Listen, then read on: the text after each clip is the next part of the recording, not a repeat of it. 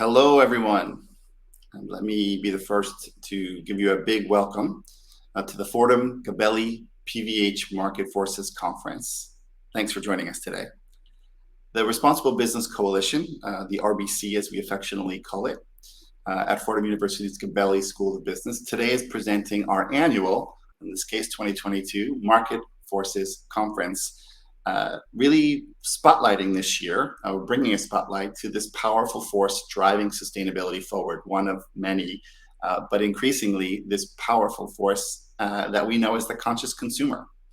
Today's conference is going to dive into this forces that are creating a new wave in business decisions, diving into the changing consumer preferences, discuss how they've begun to shift towards an increased demand for sustainable products, sustainable information, label attribution, services, and this idea that many consumers now consider sustainability and a company's values when making purchasing decisions. Positively, companies are responding all over the world in ways grand and small. And today we'll take a nice skip across the surface of many of these aspects, introducing you to some very special subject matter experts across the range of marketing and consumer preference and some research, an academic perspective, a business perspective, and that combination that the RBC likes to bring to the market. So thank you for joining us. Sit back and enjoy a terrific set of panel and speakers and keynotes today. And now for our welcome, it's my pleasure to introduce you to Dr. Lozan Aksoy, Interim Dean of the Gabelli School of Business. Lozan. Thank you, Frank. I want to extend a warm Fordham welcome to each of you, and I want to say thank you for joining us at this exciting event. And I'm thrilled to say that it's our third annual Responsible Business Coalition Market Forces Conference. I also want to thank PVH Corp for their continuous and generous support, which makes this event possible every year. The overriding theme of this year's conference is the conscious consumer, meaning consumers whose purchase decisions are driven in large part by the desire to have a positive social, economic, and environmental impact. And we know that research shows this group of consumers is growing, and it's in large part driven by younger consumers. And that probably describes many of you who are attending this conference today. And we're also fortunate to be able to hear from a panel of Gabelli School students today regarding the sustainable future that they want to see happen in their lifetimes. The good news is that as consumer demand for sustainable products and services has grown, management has had to adapt to this market reality. And while social innovation and applying these creative, practical, sustainable business approaches to solve some of the most vexing social and environmental problems is a relatively new focus for many corporations and business schools, it has been a special focus of intellectual investment at Fordham University Gabelli School of Business for many years. Our curriculum, faculty research, our corporate partnerships, and our global network illustrate how much we've invested in that belief. And we see too often businesses and business schools treat sustainability issues as something that's a bolt-on. In other words, they believe it to be supplemental to the primary function of business. But that thinking ignores a very important and fundamental truth, which is that businesses exist to meet customer needs. And our research at the Responsible Business Coalition clearly shows that consumers overwhelmingly want companies to address environmental, social, and governance issues. They want to hear ESG-related stories about how we as managers are making decisions that positively impact the day-to-day world in which they live. So I hope that today's event inspires you to keep learning about conscious consumption. And more importantly, I hope that no matter what field you're in, you feel challenged and you call to act to do what you can to support efforts to make our organizations, our governments, and our world more just and more sustainable. So thank you again, and I wish you a wonderful conference.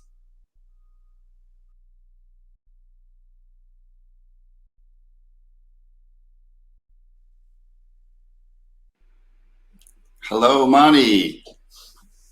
Hello, Frank. How are you? I'm very well.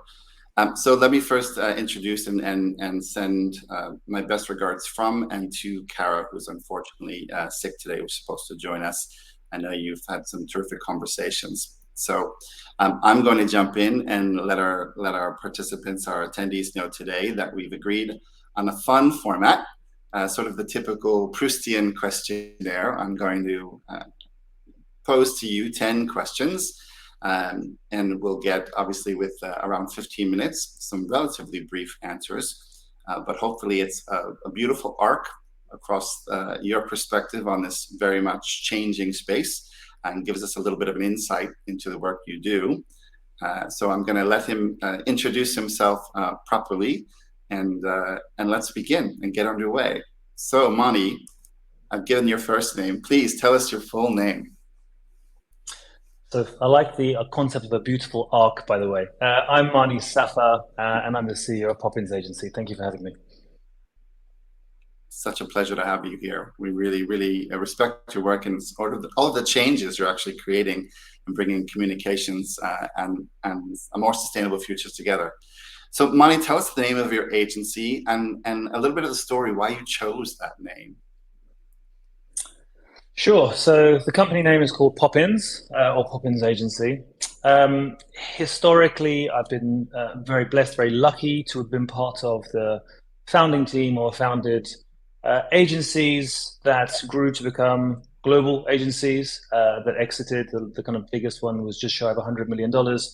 But this time around, March 2020, pandemic had unfortunately kicked in.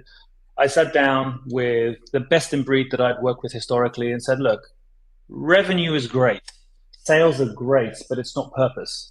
Let's build a new agency and let's figure out what our purpose is this time. And this time we all agreed the purpose was having positive impact on humanity. Sounds very grandiose. We said, okay, well, let's figure that out a bit further. Let's build an agency that works with brands and businesses that are trying to make positive impact on the world. And we believe, as some of the leaders of creative technology in the world, we can energize them and help them do that. So we thought, if we're a carer brand and we create magic for our clients, who is a carer, who's a magician? And Mary popped into our minds. So Poppins was the name of the business. And of course, it's quite onomatopoeic. It rolls off the tongue quite nicely. So Poppins was born. Absolutely. Fantastic story. You branded yourselves before you even began, as a communication specialist should. So I think everyone has a general concept of that type of work. But when I ask you maybe an overly simple question, what does your agency actually do? Take us through a typical engagement and the parts of the company that you touch on that journey. Of course. So top line, I always say we work with the brands you will very likely know and love, some of the biggest brands across the globe. We have two core pillars in our business. The first is branding. So core idea, brand strategy, brand values, tone of voice, all the way through to outputs of brand campaigns and content across multiple digital mediums. And on the other side, which is about 60% of our business, is product development and technology. So world-leading apps, websites, platforms, and we also call one pillar kind of innovation or transformation, which is working with brands wanting to do a longer-term transformation, utilizing technology as the catalyst. Remarkable. So some approaches we would typically understand, and then a whole new spin on others.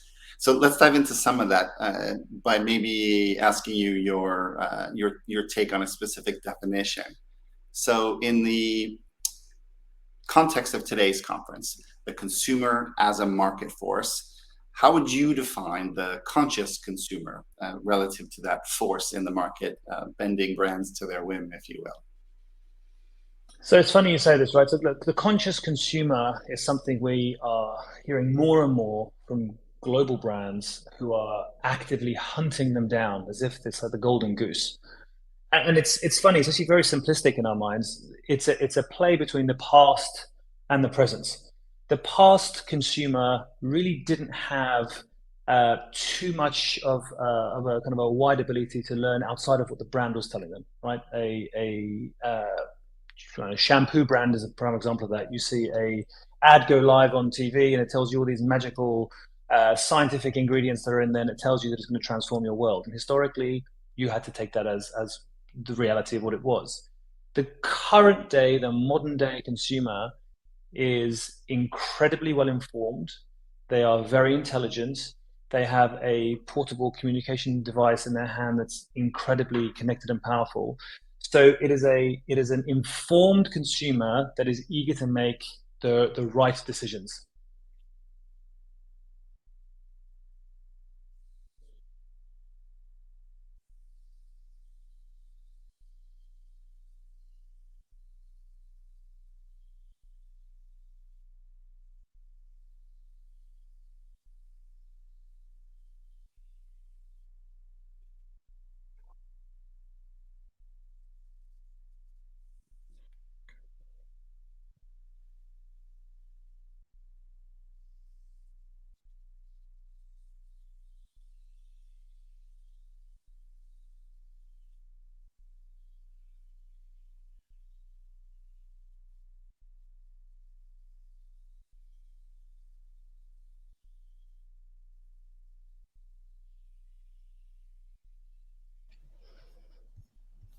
Hi, Mani. Thank you so much Hi, for Anne.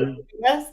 As always, technological issues always arise here and there. Unfortunately, Frank's had a bit of a power outage, so he may be back shortly. But until then, I'm going to jump in. So the next question that he had for you was that we all imagine a younger consumer that behaves differently, shops with their values. What's the secret sauce in really reaching them? Good news, Leanne, is 2 years of a pandemic has trained everyone for these difficulties, so we're perfectly fine. I would say there's two core pillars really that stand out above all else, and that to me is trust and transparency. Mhm. Be open and honest. When we work with brands to communicate to the conscious consumer, as I say, they are utterly informed. They take a very intellectual, learned approach to making their decisions. If you're not open, if you're not honest, if you're not transparent, it will work against you. Of course, that is empowered by the catalyst of a phenomenal brand that speaks to them well and the right communication channels. But that transparency is the key part. Yeah, that's a great point. And I think transparency has really shown up a lot lately in every industry, every field. If you're not transparent, it's a problem nowadays, especially for the younger generation that really seeks that. Absolutely. I mean, look, 73%, I believe, of millennials believe that a business is has the ability to do good in the world, right? So they're Mhm. hungry for that. You just need to get the right messaging across, or actually believe in what you're doing too as a business.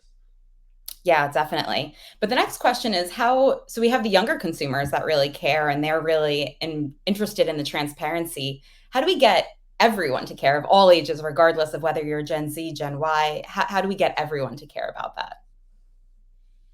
So I call this almost, well, poorly, but I call it the TikTok effect. Mm. And what I always mean by that, we joke about that internally in the business. When TikTok first kicked off, anyone over the age of 30 was just like, what is this? I'm never going to get in front of this. You dance around like a crazy person, and now everybody does, right? It generally is about kicking off with the Gen Zs and the millennials, and then it pulls through to the older generations. That's one. The other part is about quality design and brand that speaks to a wide market demographic. Mhm. Of course, the Gen Z millennial kind of positioning tends to be tiered towards them, but you can create a brand that speaks to a wider audience and also educates the same audiences too. Yeah, that's a great point. I think that education piece is really helpful. You can be transparent, but you need to make sure your consumers actually understand what they're reading, what they're learning as well. Absolutely. So, your work with a lot of brands and a lot of companies, where and how do you see consumers changing the process of creation, the brand's narrative, and consumer messaging overall? Look, I think historically it's been very functional. Let's create a brand. Let's ensure that it speaks to the right market demographics. Let's then figure out what the sales funnel around that will be, and let's figure the right marketing comms to talk to that. And that's wonderful. But we've seen a real shift from the early 2000s. And a lot of people say, oh, it was the pandemic that caused this shift and so on and so forth. And now more than ever, and we don't agree with that. We can map it out. In fact, 2 specific campaigns from Nike and Colin Kaepernick all the way back to even Old Spice and kind of shifting their strategy. It is now a far more emotional sell. It is far, far more emotional than functional. And I always talk about it's an ad that Apple did for, I think, the iPhone 6 or the iPhone 7. They all look the same these days. The reality of it was the first waterproof iPhone. 30-second ad that was made. The ad was around a cyclist about to go off in a thunderstorm with AC/DC blaring in his AirPods, and he was about to shoot off. And it showed the iPhone for 4 seconds in the 30-second ad. It didn't talk about the product. It was an emotional sell about the features of what it could do. And these days, that is the core kind of focus that we see that brands should be doing. Definitely. And that's a great example. I think we're seeing that across so many different ads nowadays, really getting that emotional feel of what are your values, what are your interests.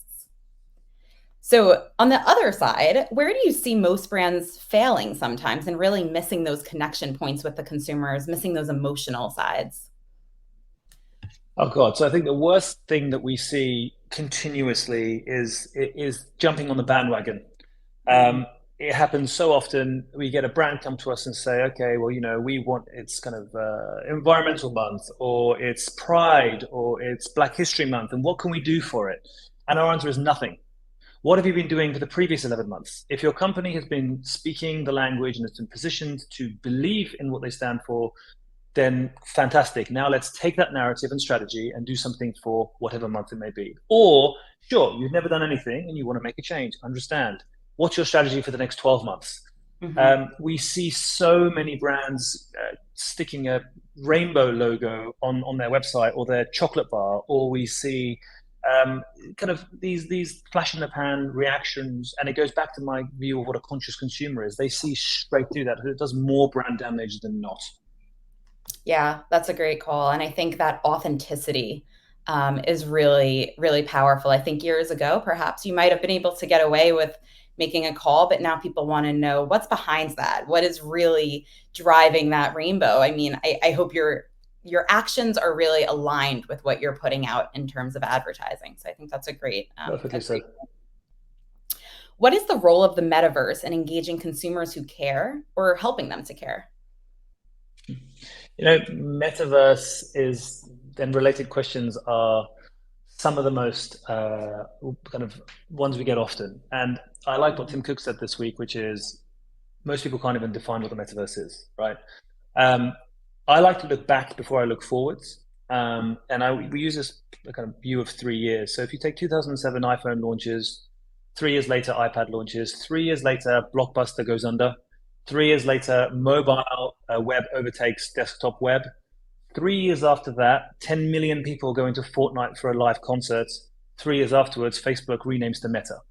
So from 2007, when I was standing there talking to, when we built our first agency, and said, look, this device is going to be your bank and it's going to be your clothing shop, and everyone thought I was crazy. And they thought majority of people who were early adopters were crazy, and now look where we're at. So what does the metaverse mean for the conscious consumer in the industry? Well, right now, very little. When we look at what Meta's version of the metaverse is, it's in this absolute infancy. Does that mean that in the next 5 years or 10 years it will be something different? Of course. I also believe that in the interim there will be a AR mixed reality version of that, which will mean a lot better communication for this area. Yeah, definitely. The metaverse, Meta, it's very new. It's very exciting. Very interesting how we'll be doing it in the future. And so it seems you're a bit of a futurist. Tell us what you'll be doing differently in the next 5 or 10 years in terms of connecting with consumers. How do you perceive that? Well, I think it's always the case where you overestimate what you can do in a year and underestimate what you can do in 5 or 10. Reality for everyone, I think. We are already working with brands, some kind of tier 1 fashion brands, to create real life photoreal versions of their clothing lines for the next season that can be seen in virtual reality, or in fact shown in each shop window entirely digitally, right? That's today, and we're working on launching those in the next few months. And it's indistinguishable from the real thing. What does that mean? Of course, there's less product to create. It's more sustainable. You don't need to fly it across the world, and so on and so forth. So if we take that example of looking back to look forward, in the next 5 to 10 years, whether it's through mixed reality, virtual reality, metaverse, we will be seeing a transformation of experiences where we will be able to see and feel products and services in a way that actually means that we don't need to leave where we're sitting, which of course enables storytelling in a whole new way. Very exciting. Lots more to come. And especially as we look in sustainability, social innovation, lots of exciting things. Mani, this was so lovely to chat with you. I'm thrilled to have had the opportunity. Any last closing thoughts before we hand it over to the next panel? I'm very thankful for being here. I appreciate you having me. Likewise. Thank you so much. Thank you. As we strive for this more circular economy, we as consumers are feeling more responsibility. We're looking to our purchasing habits and decisions and trying to make choices that are going to reduce waste and emissions in our own lives. As we look outwards to companies, we're being intentional about our purchasing decisions, and there's this real sense of hope and opportunity that we can choose companies that are helping craft that future, that more sustainable future that we're all hoping to see.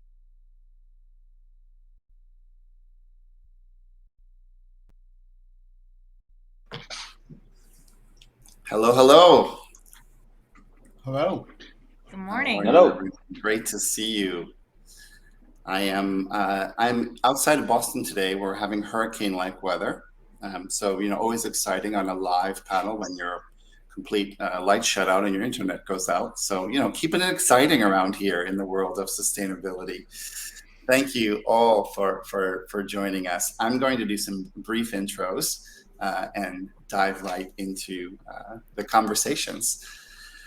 So let me first say hello to Rima Mehta, Senior Manager of Environmental Sustainability at Nordstrom, one of the world's most remarkable retailers. And as you'll hear a little bit today, doing some remarkable things in this particular space as the world of conscious consumers looks for more from our retailers in the fashion space.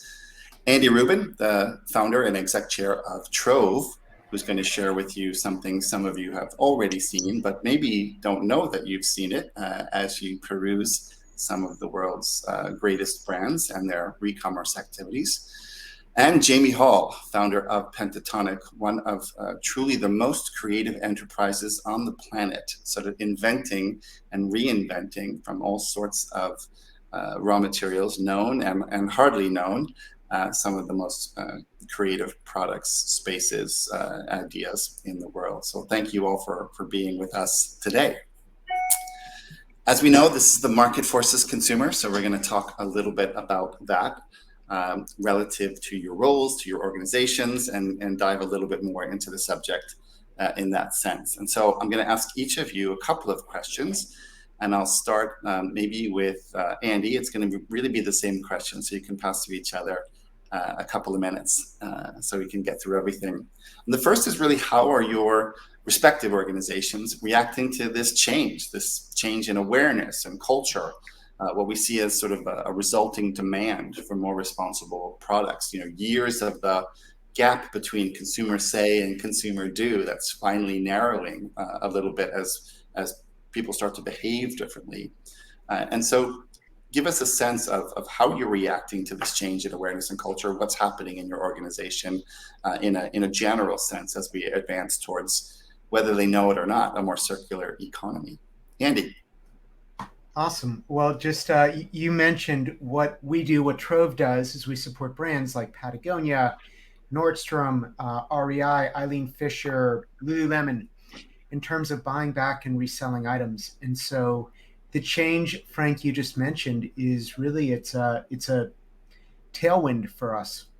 As more retailers and more brands look for ways to serve what can feel like objectives across purposes. Give me something that I can wear for fewer wears. I would like it to be more sustainable. I'd like it with 2-day shipping. I want the thrill of a hunt. There aren't a lot of great options out there to serve those sometimes conflicting needs. And one of those is it's new to me, but it's not newly made, right? It's a pre-loved or a pre-owned item. So it's been a tailwind for us. Absolutely. Super exciting. Maybe we'll discuss this a little bit more, but fantastic from the consumer standpoint, incredible for the planet, but maybe lots of good financial opportunities in there as well, as we sort of explore new channels of distribution that our industry doesn't always have. So thank you. Jamie, same question. All this sort of change in the world, how is it reflecting the reason people come to you, the products that you create? Maybe in essence, it's almost a raison d'etre, if you will, but share with us your thoughts on it.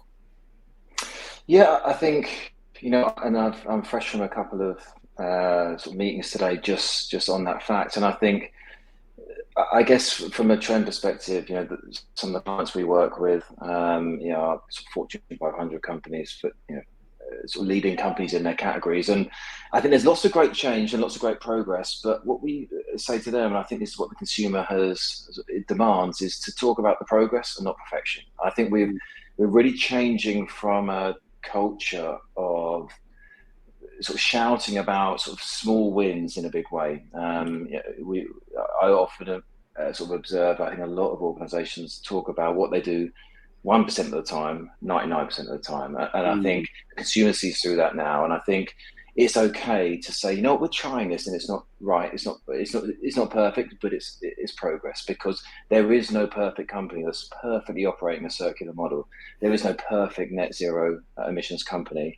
And I think it's okay to admit that. I think the consumer just wants transparency. So I think the trend and theme that we're trying to sort of, evoke with our partners we work with, is just be transparent and be honest, and make it clear that it's a journey that you can bring the consumer with. And I think you'll just get much more confidence and buy-in from an audience perspective if they know that you haven't cracked it, but it's better than it was yesterday. And Jamie, I'm curious, does some of that thinking make or create changes in the creation process? Does it allow for more compromises? Does it change the timeline of development? Does it change the process at all of creation itself? It definitely allows pilots to happen sort of more smoothly.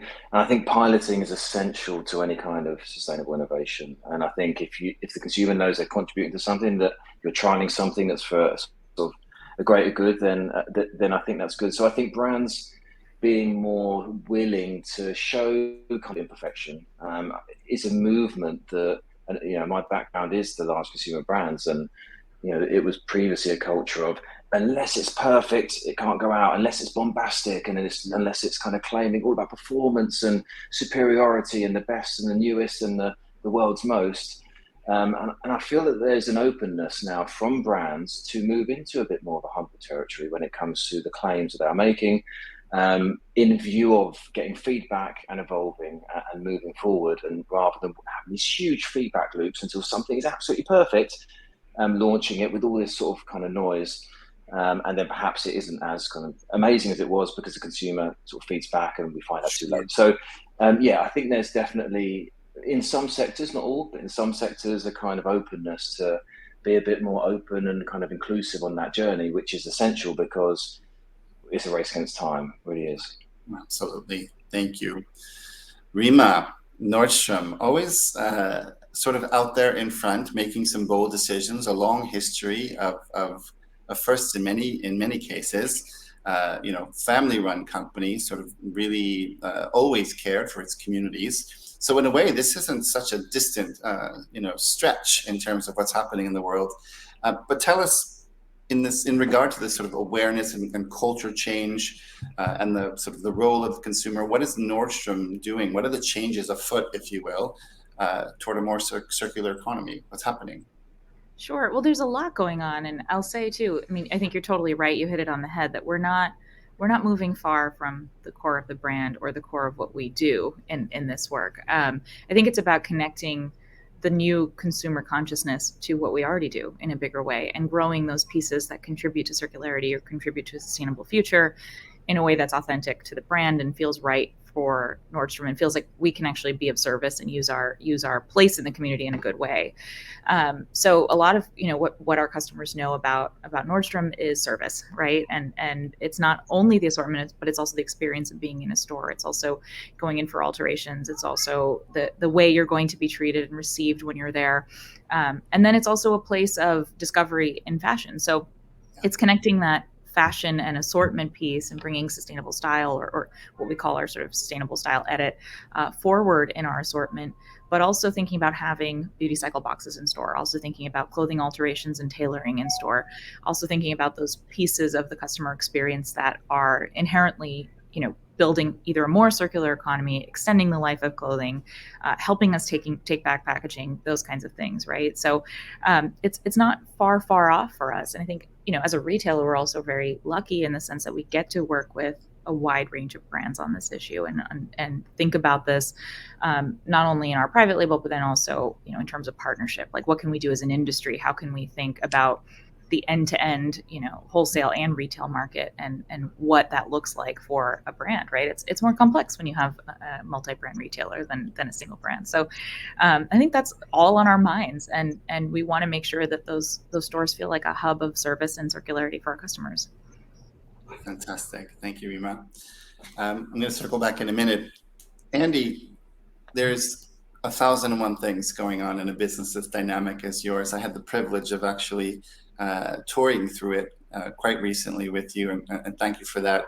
You walk in knowing or thinking that you understand a place, and you walk out gobsmacked by all of what you've created and all of what you're continuing to improve. It's remarkable. But I want you to highlight super fast, like say 60 seconds. What's one of the sort of super exciting things in particular, an element, a program, or a unique project that's happening in the scope of Trove at the moment? Boy, I'll highlight one. So Lululemon this past year rolled out a trade-in in all of their stores in the US. It's 420 plus stores. What's amazing, if anyone here participates in that, is what they call guests, right? Customers, but the guest experience. Their mandate was that the guest never loses, the educator is kind of their employees and the guest being the customer, that the educator never loses eye contact with the guest. And you're able to bring in 5 or 6 items, hand them back. They scan through each item in a matter of a minute and a half, hand you a gift card, right, to keep you back in the brand. Most of those items get then resold on their own website to what's typically a new customer who aspires to the brand but might not have been able to afford Lulu. They could afford a lesser product, but really what we're doing is we're getting 5 uses out of a pair of yoga pants, which allows 3 to 4 pair never to be made. And when you think about the innovation, it's a combination of brand, economics, experience, and ultimately it is ultimately addressing the need for less new production. And if we're not doing that, I think we're just accelerating kind of our race backward because of the amount of stuff in the world, right? Like we've got to be able to address that. So anyway, that guest innovation from the trade-in just makes it so easy. Fantastic. Thank you, Andy. What I love about that example is you've sort of cracked the code of that horrible word of degrowth. How is it that we can actually still grow our revenue, grow our profit, grow our companies, but in ways that don't cause us to just always make more stuff? Fantastic. Jamie, same for you, 60 seconds. What's one of the most exciting, innovating things that you would talk about in this particular space today that we can look forward to, that you can share? I know so much of your work is under wraps. I think rather than talk about anything we're doing, I think if we're looking at benchmark work and behavior and action, I think you have to look to sort of Yvon Chouinard and what he's done with Patagonia, and just basically just declaring that the only stakeholder in their company is planet Earth. And I think we're in an era now where brands are redefining action, and I think that's a benchmark for us all, that he's dedicated the profits and the company itself to addressing climate change. And I think when we think about action and what's going on in the world and what brands can do, he suddenly put it right up there. And I think I think that's a benchmark for brands to look to when it comes to action. It's not yes, increments and small increments are often realistic, but I think brands can massively impact by their action, and so that I think is something that's been extra inspiring in this whole category, I'd say, over the last couple of months. Absolutely. I thank you for bringing it up and raising it in lieu of something you're doing. It's a remarkable thing that deserves not only credit, but really consideration and research, how we might be able to replicate it in whole or even in parts as we think about new models. Rima, bring us home. 60 seconds. You're doing so much that I'm even aware of, but I can imagine there's more. Pick something that really makes you smile every day. Tell us about it. There's a lot going on that makes me smile, to be honest. But one thing I feel is innovative in the sense that it just meets a good customer need is Nordstrom's Beauty Cycle program. It's such an obvious place for Nordstrom to be in the space and to take back beauty packaging to be recycled when it's so difficult, right? We know that America, we have very differential access and equity in access to curbside recycling. It's very difficult. Most municipalities don't have that. And even if a municipality does have curbside recycling, it's often not going to work for beauty packaging, which is small, which is diverse, made of different things. So a lot of customers know us for being able to come to our beauty floor and kind of, find joy there. And I just took my grandmother in this weekend and had her get her makeup done. And it was amazing. She walked out glowing. And I think, people connect to that piece of the experience. So being able to be a part of that and add a sustainability offering and add a circularity service to our beauty offering is pretty cool. And it's been really innovative. And we've seen that a lot of brands have really jumped on because we take back absolutely everything from a brand standpoint. It's not exclusive to one brand or one type of packaging. And so I think that's been great for us. And it's really cool to see our colleagues and our customers get excited about it and a little competitive. Absolutely. Changing the game as usual. Well, it's been a pleasure. I can't believe how fast that went by. I could talk to the three of you for the rest of the day. Andy Rubin from Trove, thank you so much. I encourage anyone listening to go check out some of the sites he's mentioned, Patagonia, Nordstrom, Lululemon, really see the innovation live and notice what you don't notice. It feels like a brand experience, right? Jamie Hall, and the most incredible work. I would encourage everyone to see Pentatonic's website, sort of drool-worthy creations, and nice to know that they're doing it all in consideration of people and planet. And Rima, thank you for joining us from Nordstrom. Check out Sustainable Style if you're out there, and of course look at their Beauty Cycle program. One of many, many things Rima and team are doing to sort of change the face of retail because of the force of consumers in our markets. Thank you all very much. See you very soon. The impact of end-to-end diversity and inclusion. Here we will be exploring the vital role DEI plays within a company, as well as how it can enrich the company-consumer relationship. Our world has never been more interconnected, making it important as ever to place diversity and inclusion at the forefront.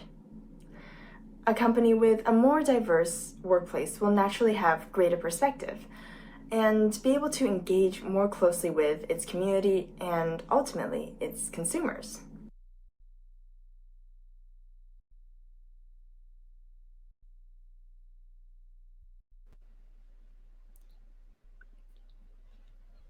Hi, everyone. I'm Tara Donaldson, Executive Editor of WWD, and I'm honored to be here today with Baja Johnson, Head of Customer and Community Belonging and Enablement at Gap Inc. Welcome, Baja. Thank you, Tara. So excited to be here. So we'll jump right in. There's been so much talk about diversity and inclusion over the past couple of years. Some things have been more impactful than others, but with Gap, and particularly with you, there's been an end-to-end approach to bringing diversity to the business. Can you talk a little bit about that, how the company is doing it, and why it's a critical approach? Absolutely, absolutely. So I think we know, the last 2 years have been unprecedented for our entire industry around diversity and inclusion. And what I appreciate about our work is that it has evolved as the needs of our customers and our communities and our employees have evolved. So at Gap Inc., we have had a diversity and inclusion or equality and belonging team for a little over a decade.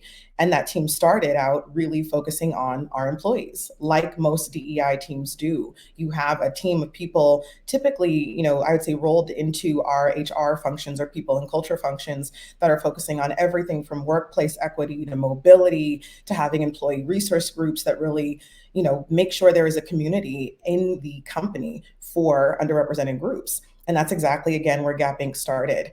I think where we started to differentiate ourselves, and what I'm incredibly proud of, is that we realized post 2020 that there is a need to have a more 360 approach to inclusion to really make sure it is ingrained and a really vital input to every component of our business model.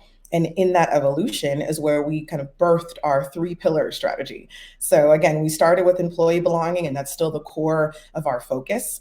But what we have expanded to really include, and that's the part of the organizations that I lead, are in customer belonging, which really, of course, we are a retail company. So our customers are the heartbeat of our business model. And so making sure that we put forth a best product, best experience approach for all of our customers, no matter who they are or where they come from. And that requires an end-to-end approach. So from first sketch all the way to in-store and online, as our teams like to say, we need to make sure that inclusion is a vital and necessary input, not a nice to have or something that just kind of layers on top. But it has to be part of how our teams are thinking and moving as we bring product to life. And so that is really the core of our customer belonging strategy, which has been such an incredible evolution as we really retrain our teams to think about who our customers are and what's necessary. And then on the community belonging front, that pillar really is tapped into the heartbeat of our company as well. We've always said that we are meant to do more than sell clothes. And I think all of us would agree that the definition of inclusion has changed over the years. So the definition of who we are doing more for also needed to change. And so our team really works to make sure that the communities that we serve, that all of the people in those communities feel reflected in our work. So that means thinking about where we are donating money, but further than that, how we are engaging with the communities that we are trying to impact by way of pipeline programs, by way of engagement in the actual cities and countries that we operate our stores in. And that work, again, requires an inclusive lens and filter in everything we do. So I think the 3-pillar strategy, employee, customer, and community, really has been our differentiator because it's made our teams think differently. And then I think in turn, our customers and our communities see our work really as a 360 approach to inclusion. So I just want to dig in on the product portion of that a little bit, because I think that's something that a lot of companies miss. They hire a chief diversity officer, other people in similar roles.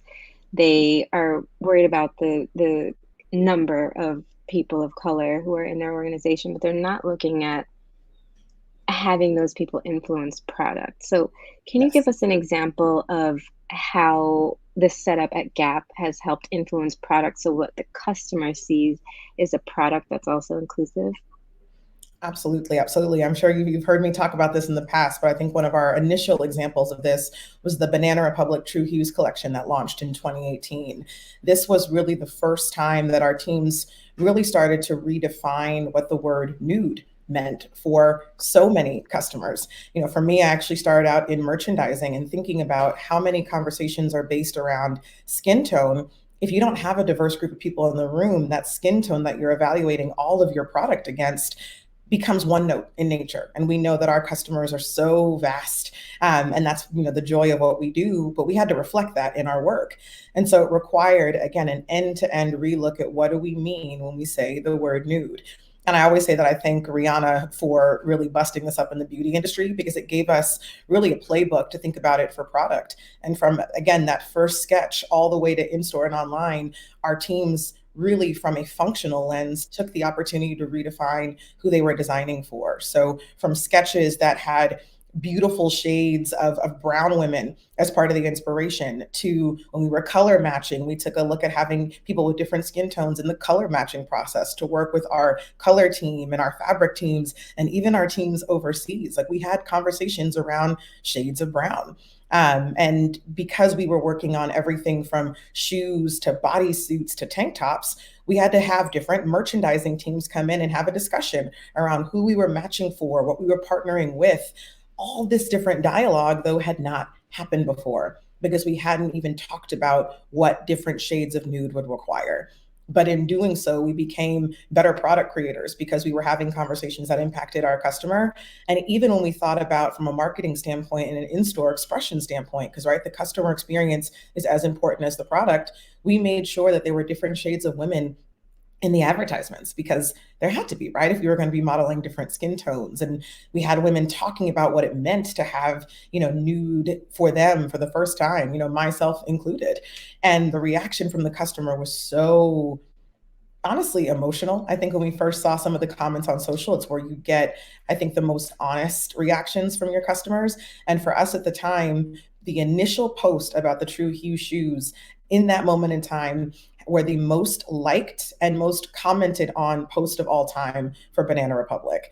And I think that speaks to how, when we talk about embedding inclusion into the business, when you have inclusion as the input, our customers showed us on the back end by way of impressions and dollars, right? Beating sales plans by double and triple digits over our different iterations of True Hues, that they felt seen and that was important and impactful for our bottom line. Okay, hopefully more people get the memo on taking that approach. So I know the Color Proud Council is your baby. Can you tell us what it is and why it approaches inclusion in a meaningful way? Yes, I love that you call it my baby because it totally is. And like all babies, I've watched my baby grow and evolve over the years. But, I spoke a bit about it just now in talking about True Hues.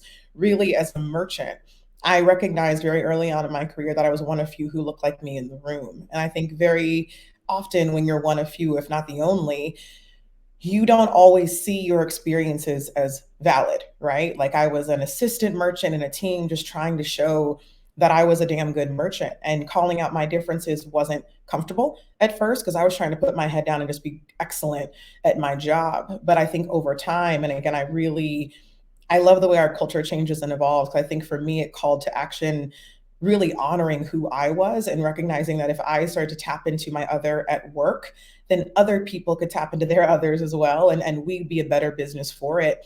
And that was really the base of the Color Proud Council. We had enough, I think, momentum around what does it mean to be different, but we hadn't put it into action in the business yet. Again, I have been at Gap Inc. now for 10 years. And one of the core reasons why I stayed so long is because I tapped into our Black employee network. And I had so many great mentors and leaders who made me feel like I belonged as an employee. But as a merchant, I hadn't tapped into what those differences meant for our business. And I had found other people who felt very similarly. And so when we started the Color Proud Council, our original charge was, how do we bring diversity to the bottom line of the business? And we felt like the best way to do that was to first talk about product education and pipeline. So I came through a training program. How are we training our future leaders to build product end to end? And when you think about the pipeline itself, as I said earlier, how do you look at from first sketch all the way to in-store and online, the areas of the business that just need that inclusive lens and filter to be better for all customers? So that was the core. But then part two, we said, hey, wait a minute.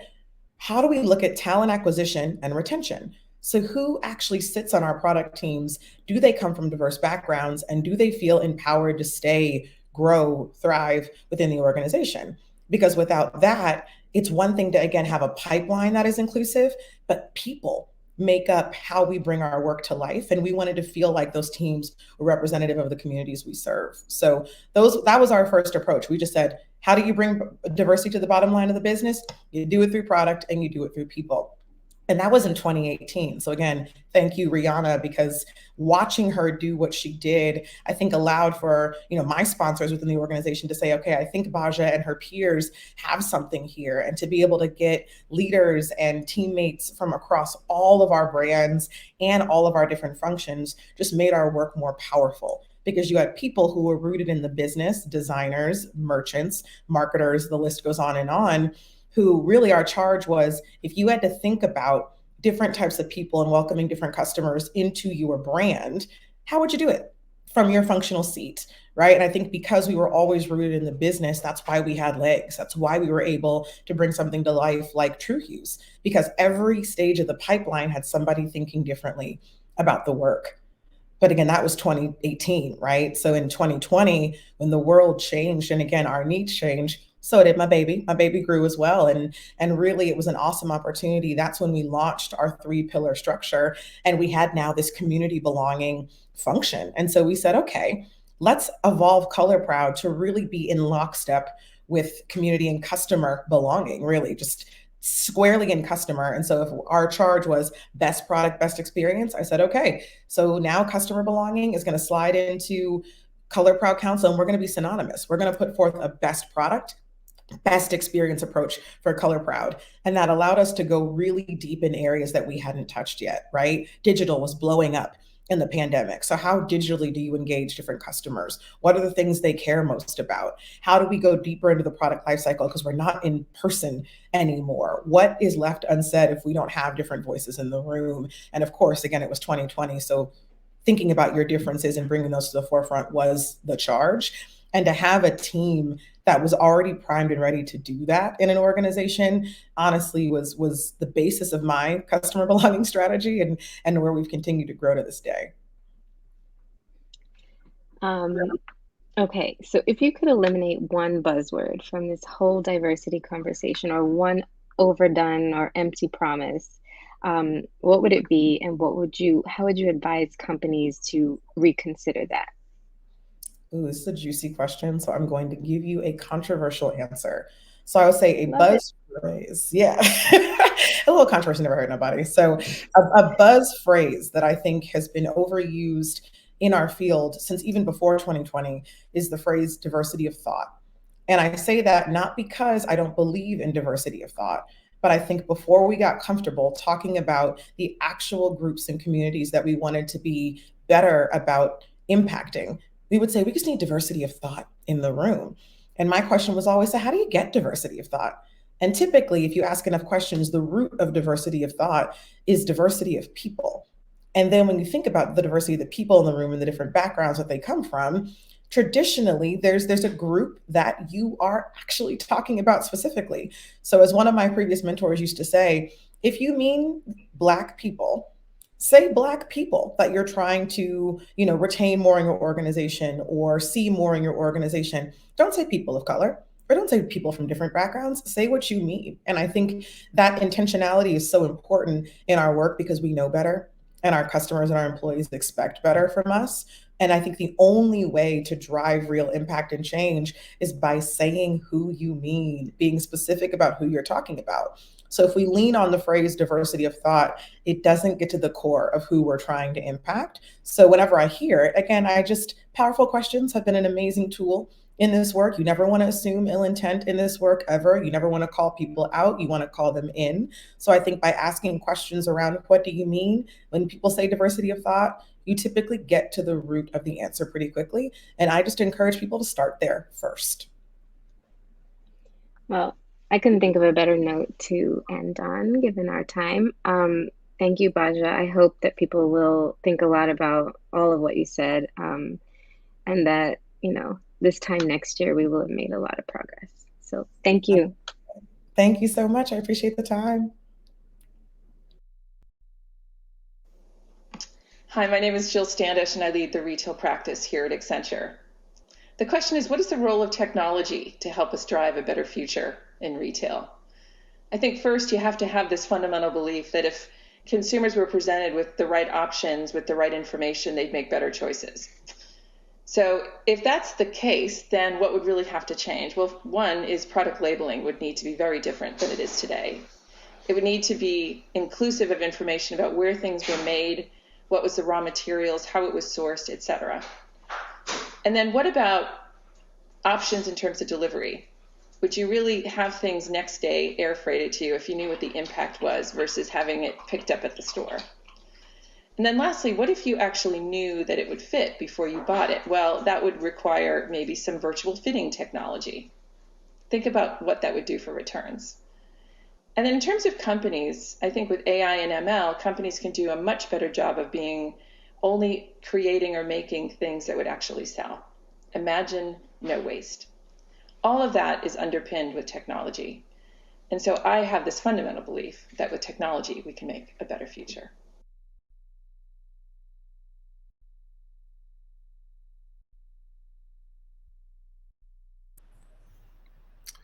Good afternoon, everyone, and welcome to our panel discussion on the strategic role of data and technology in sustainability communication. My name is Alex Markle. I'm a professor of business strategy and the director of the full-time MBA program here at the Gabelli School.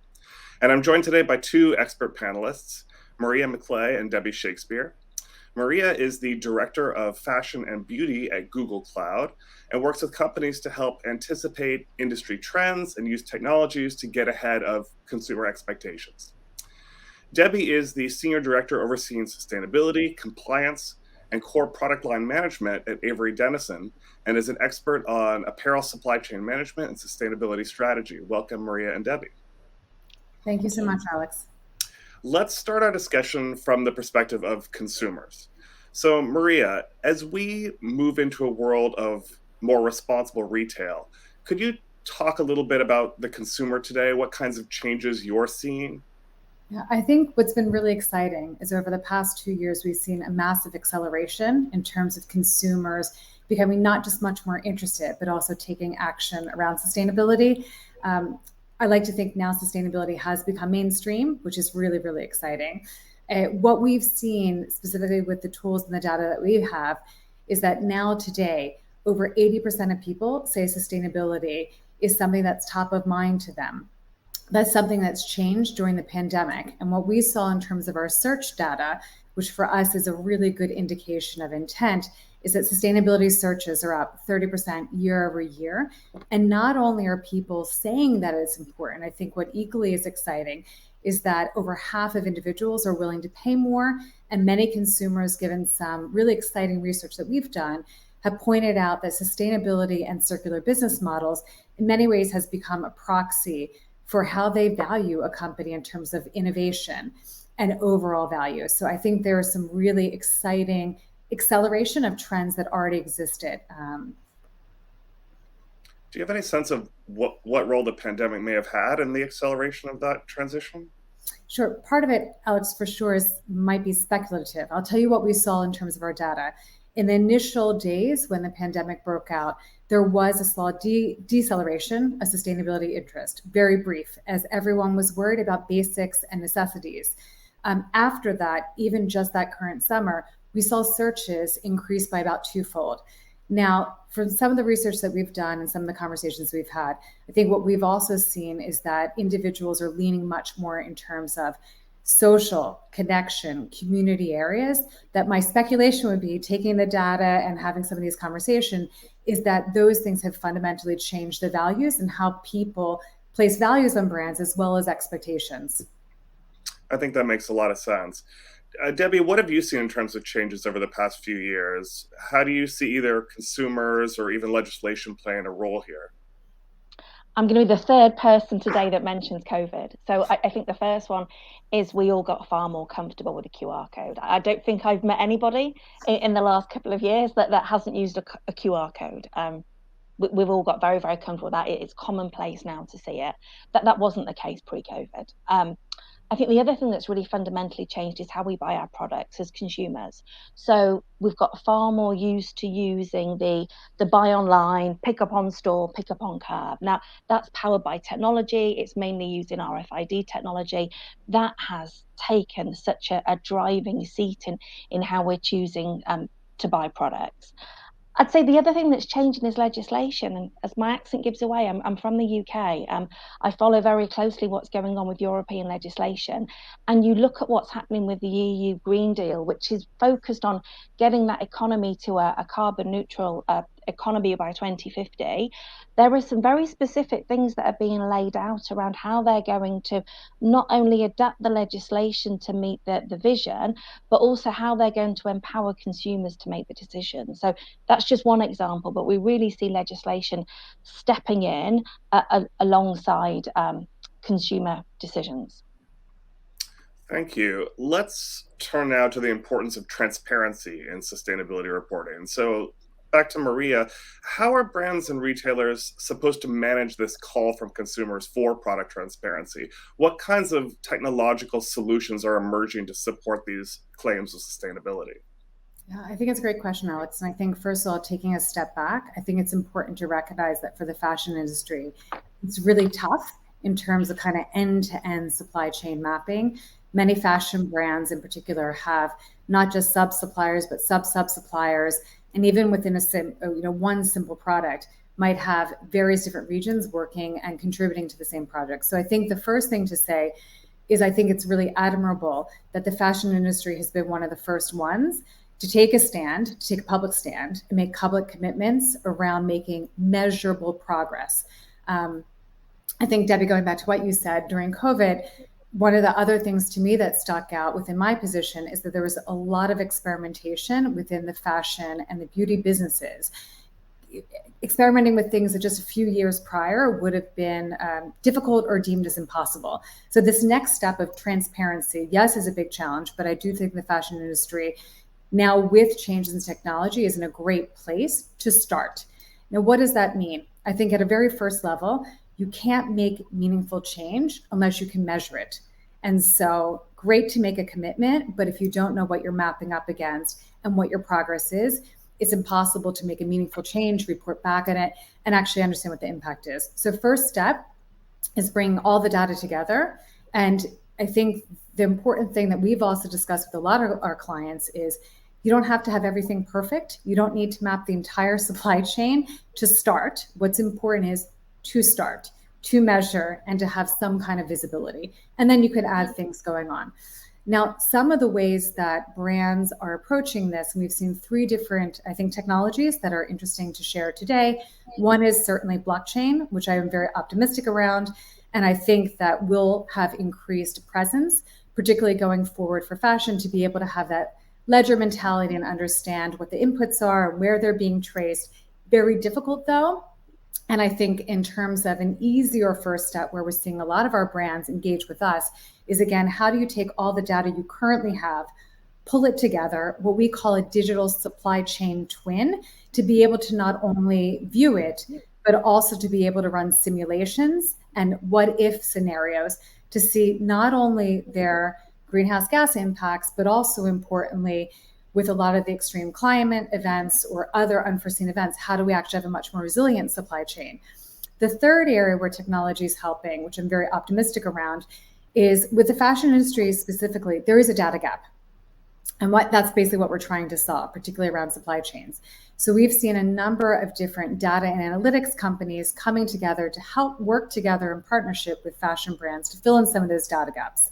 Specifically within my role within Google Cloud, we have a partnership with 5 different brands who have come together, data and analytics brands that take the 50 petabytes of data that we have in Google Growth Engine and work together with fashion brands and others to help them, again, map back what the sustainable supply chain looks like so they can measure progress. One of them being NGIS and others in the industry. And again, at the end of the day, it doesn't sound so exciting, but essentially but it is incredibly impact.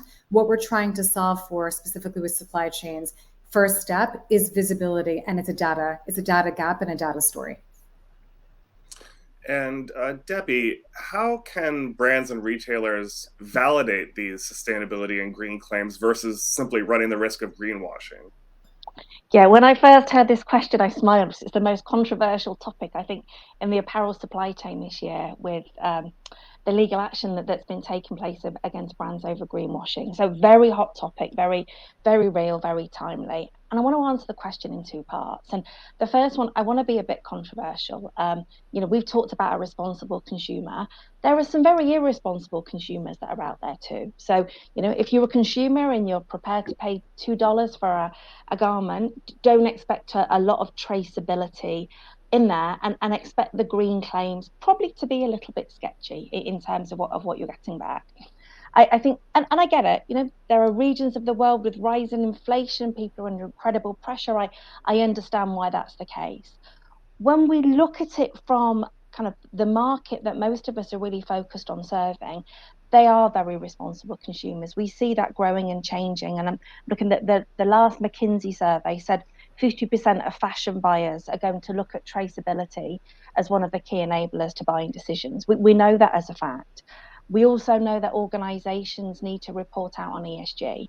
So again, if you're layering an ESG story on top of a green claim, usually it's far more credible.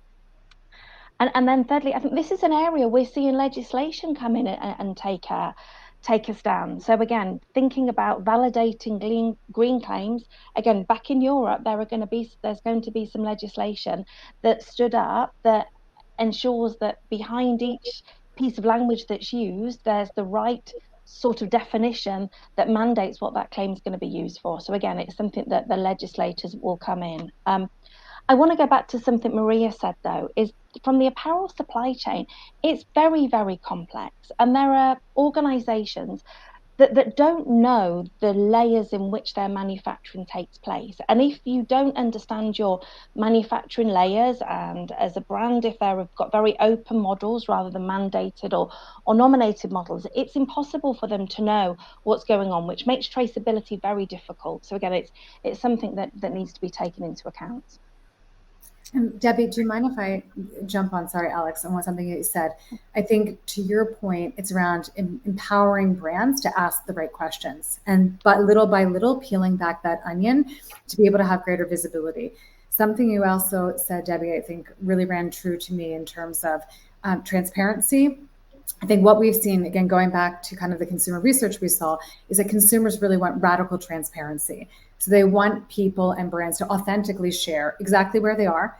And I think what's really inspiring and amazing is that consumers don't expect perfection by any state of the mind. They expect progress. They also expect regular reporting. So it's not enough just to give a one-shot update, but it is important to keep them regularly updated and being quite honest and transparent about where there's been progress and where our focus should be. Consumers are quite forgiving. I think on the flip side, Debbie, as you mentioned with greenwashing, consumers also likewise, authenticity is quite important. And so if brands are sharing, well, first of all, if they're not sharing, people prefer to share. Otherwise, I think the silence, people question, well, why aren't they sharing? But if they are sharing, again, with the spirit of radical transparency and being really open, I think that's what consumers expect. And they do celebrate progress. So I think that should really empower a lot of different brands to start. Thank you both. Let's spend our last couple minutes here talking a little bit more concretely about some of the latest developments in technology. So let's start with Debbie this time. Debbie, as a technology provider, what's new in this space? I kind of say traceability. I'd say that's the new thing that's happening, but it's really that radical transparency and how deep organizations are going to go into their supply chain. I think, again, we've talked about QR codes. It's not going to be QR codes going forward. They're very easy to use. You look at where organizations are investing. It's beyond QR technology. I think kind of the big area that I'd want to sort of bring some attention to is the next wave of challenges. So again, we've talked a lot about responsible consumers today and talking about inputs. There's a big end of life challenge that's coming. So where we're focusing a lot of our energy as a technology provider in the apparel industry is really thinking through that next generation of challenges too. So how do you layer transparency of the current product and the past, but then also into the future as well, and start enabling that new market? That's great. That's about all the time that we have. So thank you very much, Maria and Debbie, for providing your insights on this important topic. And I look forward to seeing what developments happen in the future. Thank you so much. Thank you.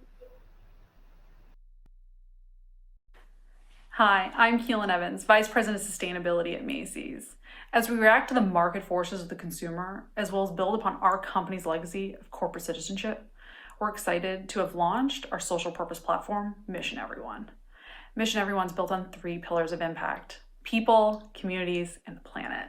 And through this, we're directing $5 billion of the company's spend to the programs, partners, and product that will help us create a more equitable and sustainable future.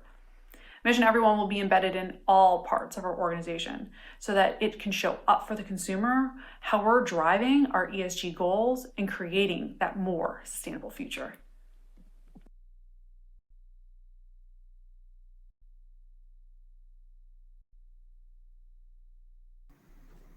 Hello. Thank you, everyone, for joining us at what I'm sure will be a very interesting and insightful talk on measuring and communicating sustainability. I am Dr. Genevieve O'Connor, an associate professor here at Fordham's Gabelli School of Business in the Marketing Department.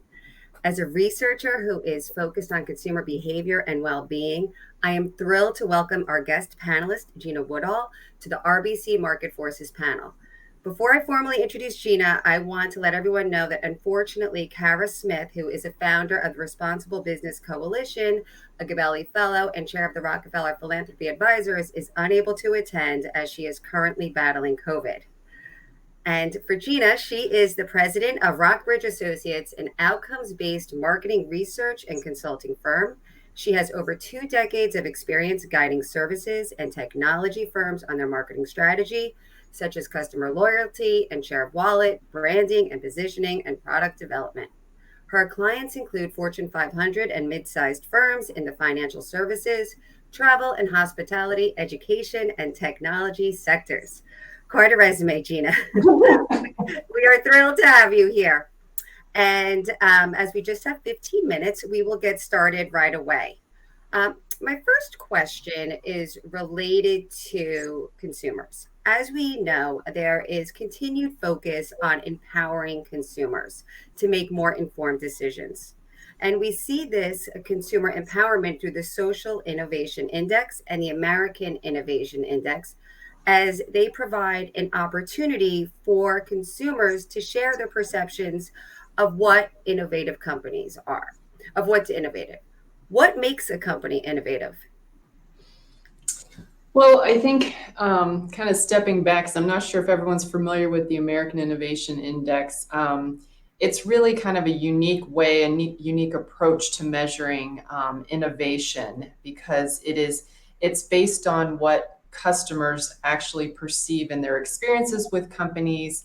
How innovative do they feel their companies are that they're doing business with? So this is different than maybe you might hear companies being rated on innovation from financial analysts and others, but this is really from the hearts of customers and what they think. So what is innovation to them is really what we are trying to find out with this research initiative of the American Innovation Index. What we have found in the research is that companies that are viewed as innovative by their customers notice certain changes in the companies that tell them it's innovative. So they'll see changes in their product offerings, so innovative features and services. That might be the most obvious thing you think about if you think a company's innovative. They also notice changes in how products and services are delivered. All you have to think about is Amazon and their overnight shipping and how that revolutionized. That was a big change in how products and services were delivered that indicated this company's innovative. Also, how they treat customers, maybe not something you think of automatically as a reason why customers might believe a company's innovative, but how they treat their customers can can be different company to company and can be seen as innovative. And then also companies' physical facilities like stores or locations that they have, as well as their digital facilities like their mobile apps to do business through as well. So if customers are noticing changes in those things, that's how they're defining the innovativeness of a company. And when they see those changes, it really has an emotional impact on them.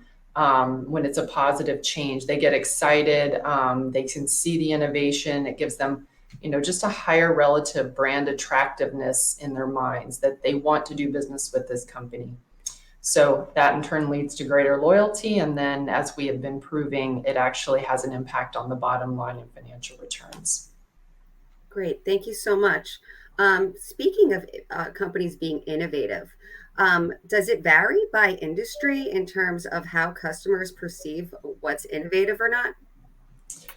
It's interesting. We kind of thought that going into the research that you'd see all tech firms, are considered innovative and, other companies were not. But what we've actually found is, and what we try to tell companies is that don't let your industry drive your feelings about how innovative you can be, because we see what we call winners and losers in every industry. So very positive, feelings of innovativeness for some companies in the industry, but then not so much for others. So speaking of industries in particular, even companies in particular, who's doing well? Who's really knocking it out of the park, and maybe who needs to up their game? Yeah, so it's quite interesting because again, we thought certain types of companies would be at the very top. I'm sure you're not surprised, but this year's results show that Apple is still our number one most innovative company. I'm sure no one's surprised by that. We actually measure over 200 consumer brands in the U.S. economy across 19 sectors. So a lot of different kinds of companies, but Apple does come up on top. The other top ones this year were Toyota, IKEA, Nike, and John Deere. So really a range of companies. And as we see, there's different reasons for why they feel they are innovative or not. So like if you look at Nike, this is a new one in our study that's risen to the top. They're fourth on innovation. And when you ask their customers, why do you feel Nike's innovative? It's around the products for them. So it's that stylish, great design of products, excellent products, wide variety of products. I know my son can attest to this. He is a teenage shoeaholic and loves Nike shoes and really gets involved in them. Very innovative in his mind. And then their effective advertising as well, which is interesting. That's something that does drive their feelings of innovativeness from their customers. But it's very different as you're kind of suggesting, Genevieve, by industry, because it's not all about products, right? So we have services businesses as well in the Innovation Index study as well. So a company like Aflac, you might not think of as highly innovative, but they actually are in our top 25. And for Aflac, it's around feeling safe and secure when doing business with them, having responsive and fast customer service, and really caring about their customers. So again, it comes back to one of those things customers notice in the treatment of customers and how they're seen in a more services business. So very different than you see from Nike. Another big one in our list this year is Chime, the financial services, the online bank. And again, around them, they're all about the mobile app, and that's how they do business with customers. So really making it easy to do business with them is one of the reasons that their customers feel they're innovative, and also that they care about their customers and give good value. So different reasons for different companies kind of rising to the top in our study. Speaking of those different reasons, I'm just thinking of, you said Aflac really taking care of their customers. Customer service is a key focus in terms of how they're perceived as being innovative.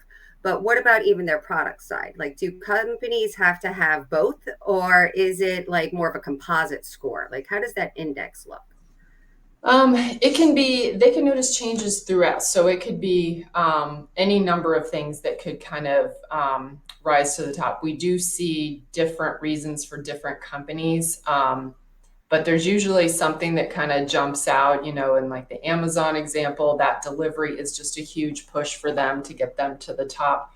But generally you're looking at companies that they're innovative throughout. They're thinking ahead, and they're really in tune with what customers expect and how to better the experience for customers and go beyond just the status quo. You also mentioned that companies that are perceived as innovative are going to have a positive effect on customer behavior in terms of probably purchasing, purchase intent, satisfaction. Are those companies that really are lacking? Are we seeing a detrimental effect in terms of consumer behavior? We actually do. This is some of the latest research that we're doing now, is that we are seeing companies that, if they're not seen as innovative, they're going to have lower loyalty scores and lower overall, share of wallet, customer behavior for sure. And it's interesting, even, you look at industries, one that we've been looking at in depth right now is credit unions.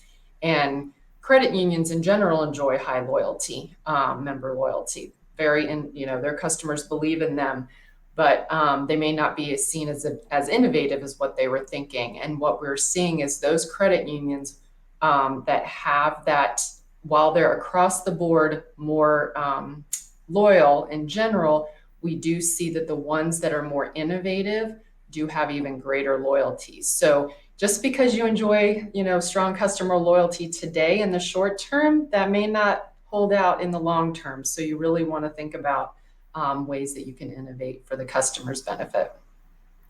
Thank you. Now, thinking about ESG and sustainability, how do they play a role in the perceived innovativeness of a company? Yeah, so our research shows that customers need to really recognize a brand's efforts in social innovation. And when we talk about social innovation, it's innovating for the benefit of society and the environment. So things like sustainability is part of that.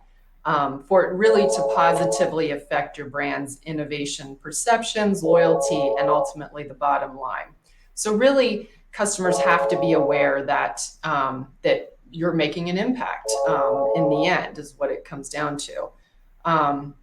We've also seen that a closer connection to ESG initiatives is to the customer, it's more credit they're going to get. So when it's closer to them, it's something that they can see and recognize, it's more positive, and it's harder to communicate those higher level initiatives to the customer. And we see this, again, kind of going back to the financial services companies. When we're digging into the data, we're seeing that those initiatives that are closer to the customer, helping them improve their financial well-being, making it easy to do business with them, as well as their contributions to the local community, they get more credit for those types of things in social innovation. And they're getting less credit for initiatives that are broader. So like reducing energy and usage and waste and donating to climate change. They don't connect as closely to the customer. So it's really all about the customer, helping them understand why they should care and why it should be important in that sense. Just thinking about the future, right? We saw how our lives were completely upturned by the pandemic. And I mean, I hate even bringing it up, but in terms of innovation, how has the pandemic affected companies in terms of being innovative or perceived as innovative? Yeah, so we saw, we started the study in 2018, 2019, we saw, fairly level, steady metrics in terms of innovation, social innovation. And then when the pandemic hit, we jumped 5 points, which is huge on the metrics. And it has continued to climb just a tiny bit. I think companies are still innovating, but I think the pandemic really forced companies to take stock quickly and innovate or die. And we saw that quite a bit. And we saw within social innovation, since you were talking about that, there's just, while we haven't seen a lot of changes in social innovation over time substantially, we did see some changes during the pandemic and the economic challenges at that time. So it was funny, the priorities kind of changed. So like for banks and those types of organizations, those with retail locations, that clean environment suddenly became more important for them, and that was considered socially innovative. All their efforts to deal with that, as well as the financial downturn leading to greater interest in helping people with their financial challenges during the pandemic. But really being able to pivot as a company during those crises was recognized by customers in the innovation and social innovation scores. Wonderful. And I'm looking at the time and we are right there. So Gina, thank you so much for sharing your insights. Absolute pleasure. And I know you wanted to give one announcement, so I want to make sure you have that time to do so. Yeah, so if you're interested in what we've been talking about today, we'd love to invite you to the American Innovation Conference. It's going to be right there at Fordham, and it'll be on November 15th in person. And we've got a ton of great speakers, including Ford and Aflac's coming. You can hear more from them. John Deere, Trader Joe's, a lot of great speakers to talk more about innovation and tell us how they approach it, as well as social innovation too. Great. Thank you so much. Thank you. Hi, my name is Gabrielle DeRocha, and I'm a student here at Fordham University. A sustainable future for me would be one where we no longer have to encourage each other to recycle because it's already second nature, or one where the issue of landfill sites ceases to exist because most of our waste is biodegradable, or even better, our consumption levels are considerably lower than they are today. I think companies should be the biggest influencers when it comes to sustainability because they have the resources, the money, and most importantly, the power to reach a multitude of people.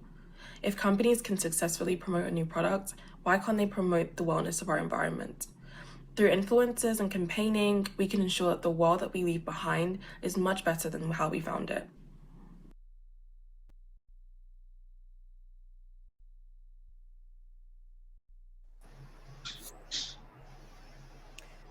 Hi there. I'm so excited to introduce these student panelists. I have with me here today Gabby, Pranati, and Juliana, and we're going to be talking about sustainability from a consumer perspective. Starting with Gabrielle, my question for you is, oftentimes the media likes to depict generations as having very different takes on the environment and the current state of the world. Do you feel like your generation has a different perspective on sustainability and climate change? And if so, how and why? Yeah, hi. I think to answer your question, yes, I feel like our generation has a completely different perspective on sustainability and climate change for a number of reasons. Firstly, we have to credit our education. We've been taught about climate change and environmental destruction from preschool to the classes we take in university. And I think this is because people started realizing and advocating for sustainability only a few years before the beginning of Gen Z was born. For example, most of us know that rising sea levels could affect up to 1 billion people by 2050. And because of all these facts that we know, we've grown up essentially surrounded by sustainability and knowing of the problems of the earth. So it's kind of like in our blood to instinctively want to protect the environment. Secondly, I think our generation is susceptible to the influences of celebrities, and those trying to combat the issues of global warming, climate change, etc., have caught on to that.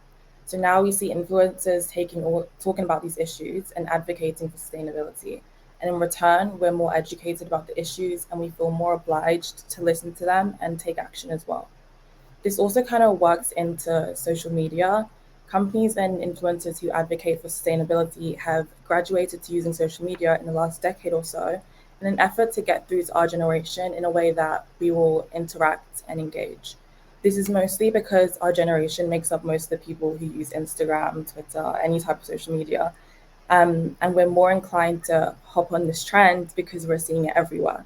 We're being reminded by our favorite celebrities that our daily plastic usage is causing more harm to the environment than we could ever know, or that our favorite brands are making new efforts to use sustainable materials, and we should find ways to contribute as well. I think I'm going to kind of wrap up this question with what I think is the biggest and most obvious reason as to why our generation cares more about being sustainable. We are the next generation who are going to inherit the earth. We're going to be left with the remains of the world when we grow older.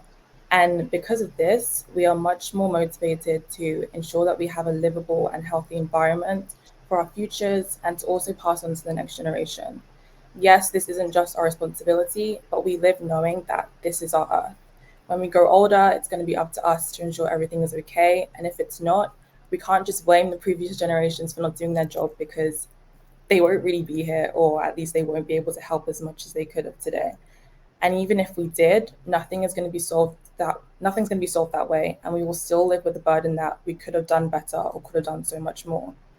Due to all of this, our generation takes it upon ourselves to continuously recycle, buy reusable, more sustainable products, decrease our use of plastic and other harmful materials, thrift, and most importantly, advocate for others to do the same.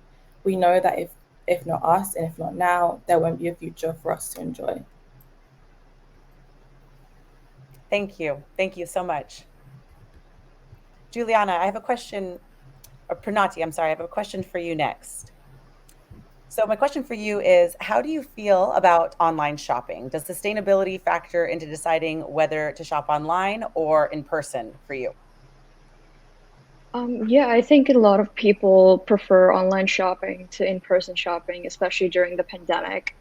And 55% of US consumers actually prefer shopping online because it's more convenient and your packages are delivered right at your doorstep. And in addition to that, augmented reality has made the process more engaging because it allows consumers to try on products virtually. However, with all these features, online shopping is still 60% less sustainable, according to a research conducted by Deloitte. And I was actually surprised to hear that, but there are actually many reasons why it's less sustainable. For example, technology mishaps have increased the returns, and extra materials are being used for packaging to avoid damages.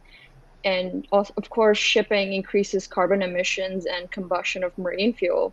And this obviously impacts aquatic life as well. And so I think consumers can actually contribute to tackling climate change simply by shifting to in-person shopping. And in fact, thrifting is a new activity that the current generation enjoys, and I think it really helps reduce damages caused by fast fashion per se. And I think so, in short, an environmentally conscious person would avoid shopping online and encourage others to do the same in order to tackle the problem of climate change and to live a more sustainable life. Thank you so much. Wise words for this generation, and all generations, actually, I would say, but very wise. Thank you. Juliana, my question for you is, are there ways as a student that you have made concerted efforts to live a more sustainable lifestyle? Yes, there are. There are definitely infinitely more ways that I could always be more sustainable, but the main ways that I go about it is related to my diet, like food and groceries, and then the other side is my clothing, and I love thrifting, but I'll get into that. In terms of the food, I'm plant-based, and I also try to reduce the amount of food packaging I purchase because of how much of the recycling in the recycling system is tainted by contamination and may not actually get recycled. So I try to overall reduce in terms of packaging over just recycle. And for groceries, I found that I consistently use grocery delivery services like Imperfect Foods, or Misfit Market. Both of these focus on reducing food waste, and they're really cool because they purchase crops from farmers that farmers would have originally thrown out because maybe due to excess inventory, or potentially because they just are not pretty and they wouldn't sell as well in the grocery store. So they buy these crops and sell them at a more discounted price because they would have been thrown out anyways. And so it really helps to both for me because it's more inexpensive, and it also helps reduce food waste. In terms of reducing food waste, I really enjoy composting, and I was originally apprehensive of composting because of the stereotype that it could be messy or attract bugs. But since living in the city, it's actually very easy since I love going to farmers markets, and anyone who does, when there's large farmers markets, you might notice that there's always tends to be a compost booth next to like different farmers booths. And I investigated, and you can go on this website, eAccess New York, and it gives you a whole list according to boroughs and different farmers markets to find very up-to-date information on where to compost.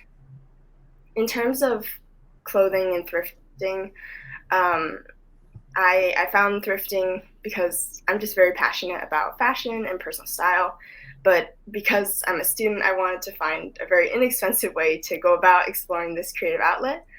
And I think thrifting is just amazing because it not only helps promote a circular economy and prevents lots of perfectly good clothing or articles of clothing from being tossed in the landfill unnecessarily, and it also has a really great selection. You have a better selection, and you can choose things that are potentially more unique or something that you can't necessarily find easily. And it's also great because certain textiles like cotton or leather wool that can be particularly environmentally costly to produce, they can easily be reused in that way when they're repurchased at thrift stores. So in general, I believe, I definitely agree with Gabrielle in that I believe our generation understands the importance of sustainability, as we've seen how current trends, whether indirectly or directly, have been gearing more towards sustainable practices. And we see how new startups that are from people from our generation or are similar age often tend to have sustainability as just an integral part of their business. And I think that's so great to see. And as we learn more about sustainability and keep it at the forefront, I'm confident that individuals as well as industries as a whole will continue to become more sustainable. Wonderful. Thank you so much.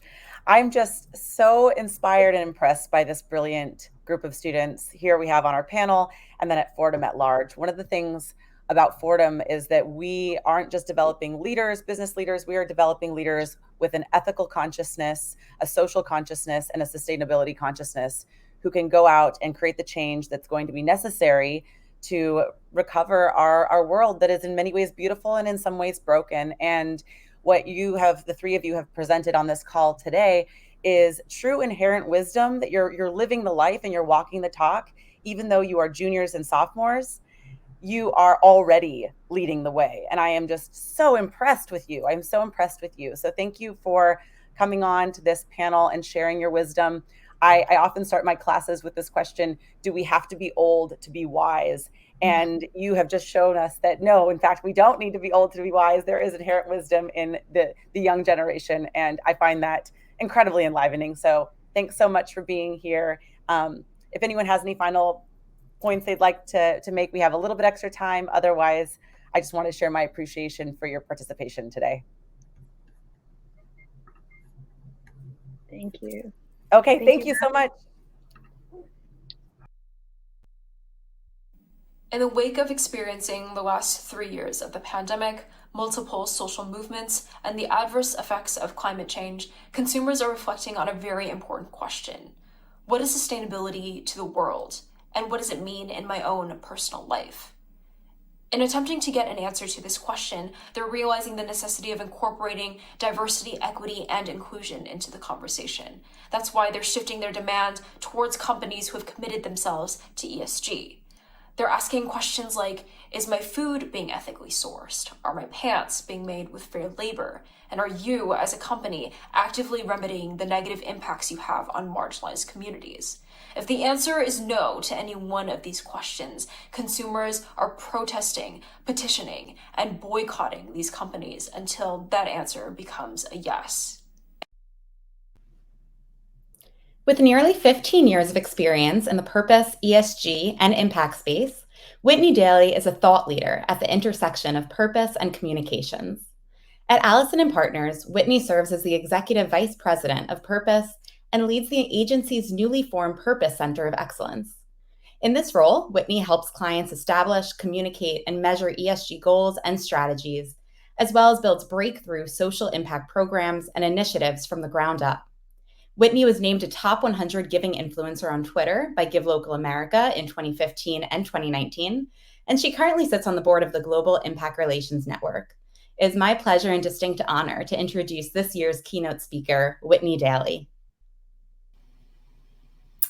Good afternoon, everyone. Thank you to Fordham, the Responsible Business Coalition, for having me here today. I know we're nearing the end of our time together. I really enjoyed the important conversations we've had. And in the next short 15 minutes I have with you here today, I wanted to share some key insights into the trends we're seeing, the insights we're seeing, and the shifts that we as practitioners and leaders can glean for our work moving forward. So as we lean into these trends today, and we'll pop the slides onto the screen now for you, a little context of why I am joining you from our virtual stage today. As Leanne mentioned, I'm an Executive Vice President at Allison & Partners. We're a global communications firm operating in 33 markets today. We believe that all communications work should be rooted in insights that are based in society, culture, our ever-changing consumer zeitgeist. But to find those insights, sometimes you have to flip things on your head. You need to dig in and see things differently. So I hope some of the trends that I will share with you today will help you see your work differently as well. As Leanne mentioned, I am part of our dedicated Purpose Center of Excellence, this dedicated team specializing in purpose, brand strategy, and ESG leadership, which is really backed by Allison & Partners Global Network. So the insights I will share today are really built from that team and the work that we've been doing collectively. So with that, let's dive right into the trends. Today, I will be sharing 5 trends, fast and furious, that our Purpose Center of Excellence is seeing. But I'm also going to share the insights that we can glean from those trends, how it can shape our work moving forward, and the key takeaways that we can take from this conversation today and implement over the year moving ahead. Okay, so before we jump into those trends, it's important to understand the landscape that these trends were formed in. There is no question our world has drastically changed in the past few years. And for many practitioners and students, it can feel the issues keep coming fast and furious. The images we see on the screen here just represent a few of those conversations and events that we continue to grapple with.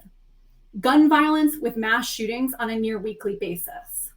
The continued war in Ukraine, threat of nuclear crisis.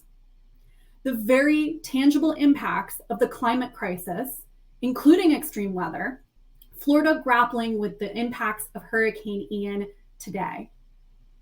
The COVID-19 pandemic, which continues to spread, supply chain disruption, and now the impacts of companies facing excess inventory as a recession looms on the horizon.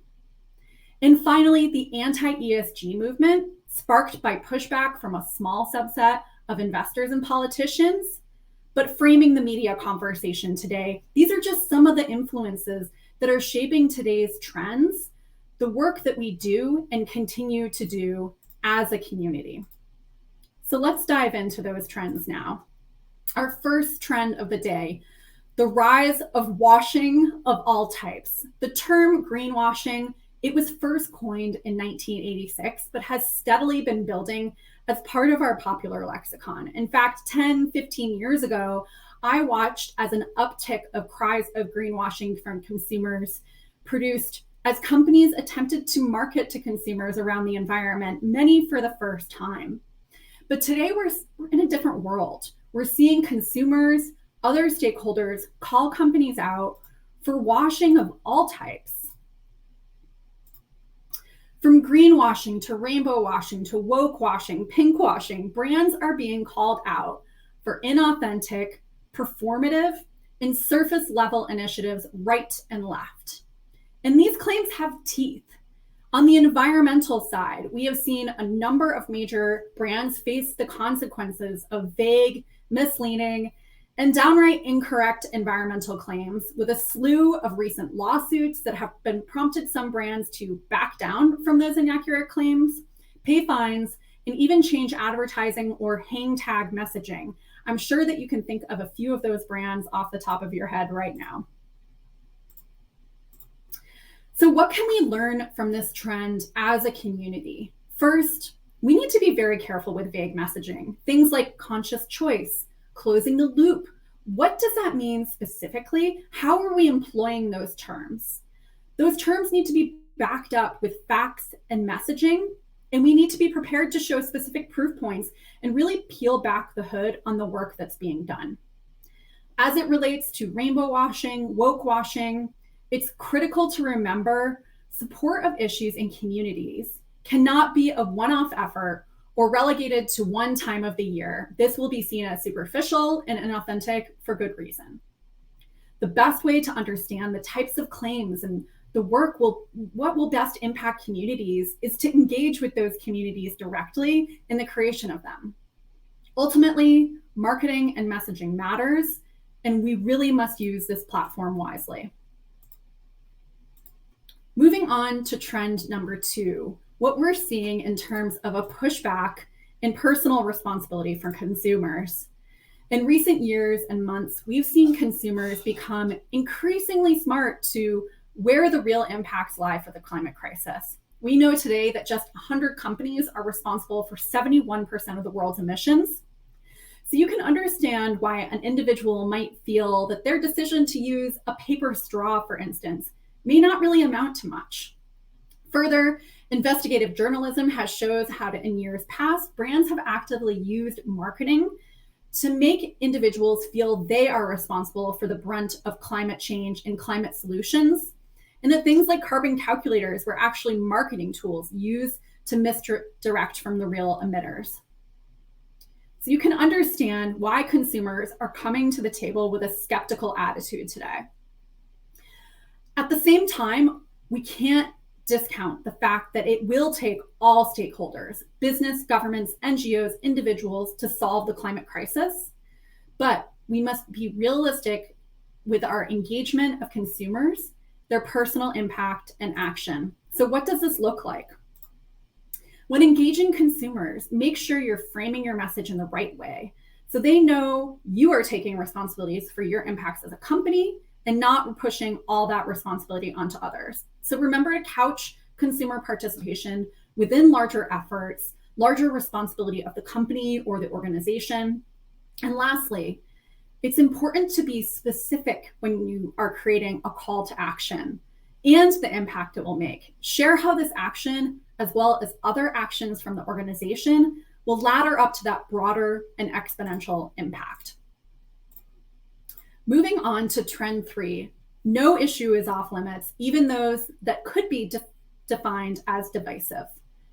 This is a trend that has certainly been growing in recent years. We're seeing a marked increase in the intersection of politics and corporate action, which grew exponentially this year as decisions were handed down from the Supreme Court. So now stakeholders are asking companies to directly comment on, influence, and attempt to change the course of policy and government, from conversations around corporate support and action on women's reproductive justice after Roe v. Wade was struck down, to similar cries when the Supreme Court limited the purview and responsibilities of the EPA. Finally, employees and other stakeholders looking to companies to fight for voting rights and work to reduce voter suppression. We believe these conversations will only heat up in the coming days, as we are now 1 month and 4 days from midterm elections. So I would caution companies who felt that conversations around topics such as women's reproductive rights were done after the initial Supreme Court decision, and really think about how that specific topic, as well as others, will be on the minds of voters come midterms and may impact purchasing decisions as well.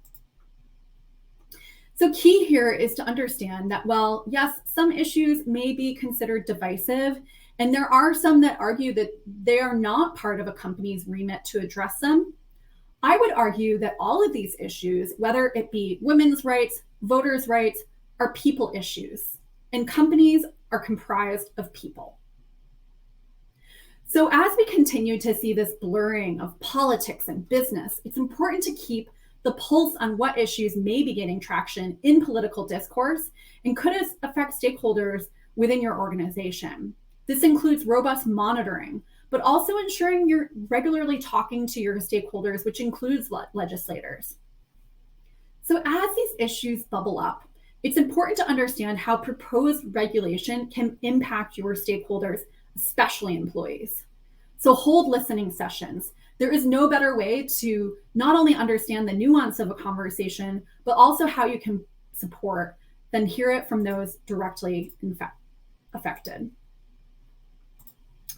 So moving on to our trend 4, we just heard from the incredible student panel and from Ashley just now, who spoke of an ultimatum for companies, the need that companies continue to push on issues such as climate change to garner consumer support.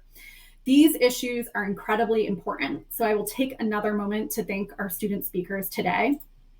I am thrilled that many of our students here today, and especially members of the Responsible Business Coalition will be our future business and NGO leaders, because this generation, like no other, understands these issues and their impacts. Gen Z care deeply about issues like social justice, gun control, climate change, because as Gabrielle noted, this is a generation that is experiencing the impacts of these crises in a very real way. No longer is the climate crisis an invisible threat. It is a widespread issue that this generation will bear the brunt of. When children have the very real threat of gun violence in schools, it is no wonder that this issue is top of mind for Gen Z, as well as younger generations. And because Gen Z is experiencing these issues in very tangible ways, they're also taking action. We know Gen Zers seeking out degrees in environmental space in droves. Part of the reason we're having this conversation today, so that they can have a direct impact on sustainability initiatives moving forward. But we also know that this generation is burdened with climate anxiety like never before. The Washington Post reporting in September, universities now offering climate therapy to deal with the overwhelming emotional burden of the climate crisis that this generation is facing. But Gen Zers are all for taking action. Allison and Partners conducted research in May of this year around the top actions Gen Zers would like to take to support society and the environment. Our student panel confirmed many of the ways that we're seeing fallout in this research. First and foremost, participating in the circular economy. As Juliana mentioned, thrifting, repairing, reusing, recycling wherever we can. Then taking to socials to raise awareness for the issues they care about. And finally, looking local. Gen Z is highly active in growing their own food, sourcing local ingredients wherever possible. But for Gen Z, while we are seeing this deep interest in social and environmental issues, as many of our students here today can attest, what we're also seeing is that there's this skepticism of corporate initiatives and products that we haven't really seen as much from previous generations. And our research actually pinpointed to an interesting intent to action gap, which we need companies to work alongside this generation to solve for. What we found is that although Gen Z prioritizes climate action, when we asked our most loved brands, we didn't see our typical sustainability leaders coming out on top. So we have work to do to engage Gen Z, get them on board with environmental initiatives, and ensure that everyone can purchase with their values. So what can we take away from this? In order to address corporate skepticism from Gen Z, we need to focus on the actions taken, the impact, over goals or commitment announcements. They want to see progress and movement, not hollow promises. And to that effect, when communicating, leading with the efforts that can lead to substantive change, share the specifics, the data, the stories, the numbers that can really formalize this. And finally, making sustainability and ESG communications part of your 360 comms, from socials to on-pack, brick and mortar. Really, all consumers need to know that this is core to your brand and who you are moving forward. Last up, our fifth and final trend, a bit different, and this is what we would like to posit as our new consumer segment, employees. Increasingly, we're seeing employees become consumers of brands. So it's critical that companies align internal and external communications. In fact, research Allison and Partners conducted this year alongside Harris Poll, Headstand, and Carol Cohn on Purpose found that 3/4 of employees felt that companies needed to better behave in alignment with their company purpose. So they're seeing a disconnect that needs to be solved for. And this is because we're seeing a seismic shift in how employees approach their work. Whether you call it the Great Resignation, the Great Reshuffle, the newer phenomenon we all know of as quiet quitting, our research backs this. 84% of employees say the past 2 years have only made them think more about their work and the positive or negative impact that it can have. The same amount will only work for purpose-driven companies today. So communications has become an increasingly important part of this model. Employees need to live and breathe your ESG and purpose efforts as much as consumers and other stakeholders. Otherwise, you will see an impact from a recruitment and retention perspective. That is a fact. So what can we learn from this data and the cultural and workplace shifts that we're seeing? First, as I mentioned, it's about making sure your internal communications are aligning with your external comms. If not, you can be sure your employees will be the first to call you out on it. Secondly, invite your employees into the process, co-create solutions and commitments with employees to ensure that they are brought in on that strategy moving forward. And because ultimately your employees are your biggest advocates, they are your mouthpiece for your brand and your commitments. If they are brought in on your purpose and your ESG and they are excited to share, they will. So rally around it and then provide employees with the tools and materials to share that message. So I will close with just a few words, and that is that there has never been a more critical time to double down on ESG and purpose. Yes, there are detractors. Yes, the issues are big and broad and quickly moving, but business has the scale, the speed, the acumen to be a leader here. I truly believe that successful organizations will be the ones that embed purpose and ESG at their core. So I'm excited to see the continued progress over the next year and look forward to meeting again at next year's Market Forces. Thank you.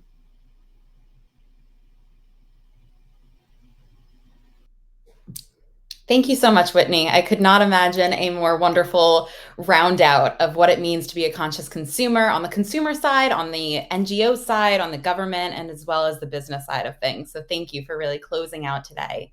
Good afternoon, everyone. My name is Leanne Statuto, and I'm the director of the Responsible Business Coalition here at Fordham University's Gabelli School of Business. We thank you all for joining this year's RBC PVH Market Forces Conference with the focus on the conscious consumer.